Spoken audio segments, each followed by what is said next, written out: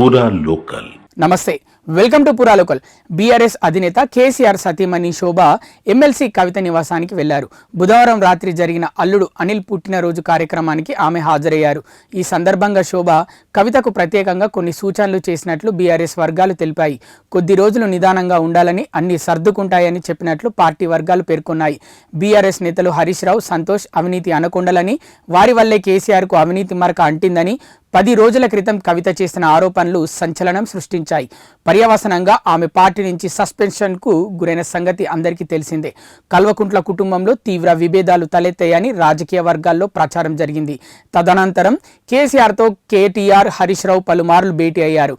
ఈ నేపథ్యంలో కవిత నివాసానికి ఆమె తల్లి వెళ్లడం ఆసక్తిని రేపింది. ఈ నెల 5న జరిగిన కవిత కుమారుడి బర్త్డే కార్యక్రమానికి శోభ హాజరు కాలేదని బీఆర్ఎస్ వర్గాలు తెలిపాయి. కవిత కుమారుడి బర్త్డే సందర్భంగా ఇంట్లో సత్యనారాయణ స్వామి వ్రతం చేసుకుంటారు. ఈ కార్యక్రమానికి శోభతో పాటు కుటుంబ సభ్యులంతా హాజరవుతారు.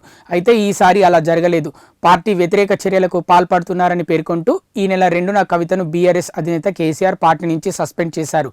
దీంతో తన కుమారుడి బర్త్డే కార్యక్రమానికి రావాలని కవిత ఆహ్వానించినా ఆమె తల్లి రాలేదు. అయితే కొత్త బట్టలు, పూజా సామాగ్రి పంపించారు అని పార్టీ వర్గాలు తెలిపాయి.